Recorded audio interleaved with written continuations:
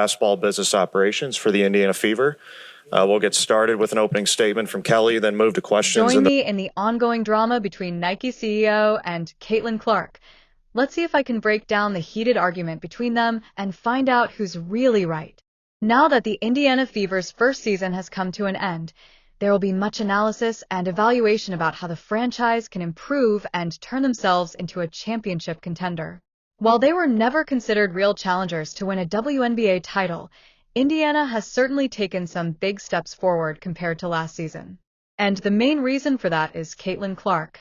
Look, but they haven't made a single commercial featuring Clark or included her in any marketing campaigns. Reportedly, Clark's signature shoe, which was part of the deal, won't release until 2026 because Nike wants to prioritize reigning MVP A'ja Wilson's shoe.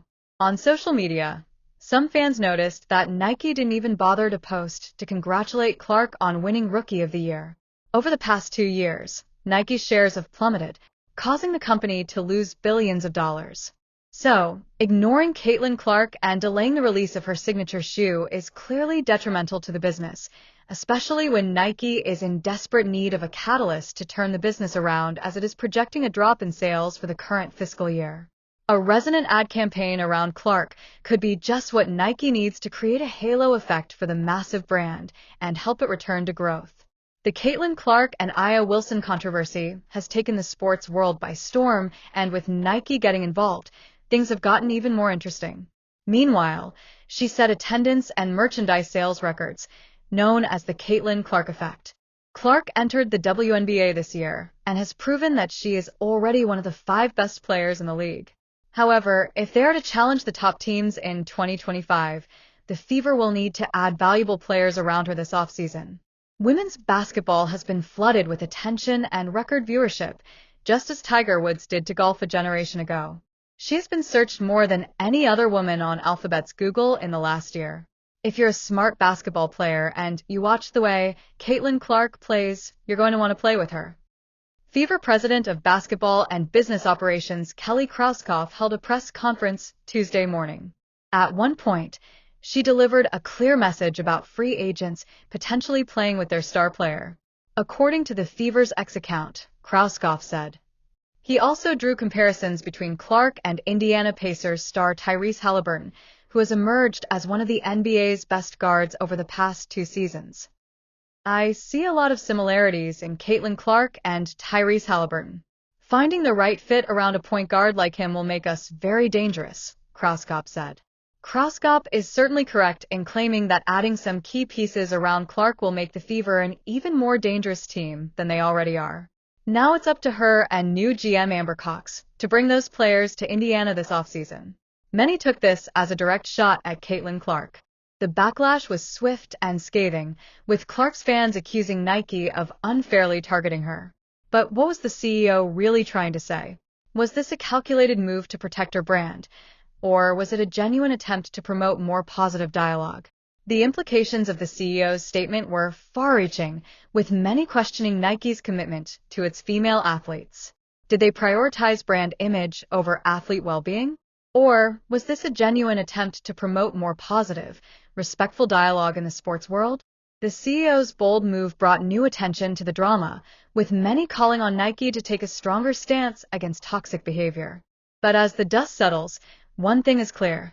The CEO's statement has forever changed the narrative of this controversy. In the end, it's clear that differing viewpoints are what make this controversy so complicated.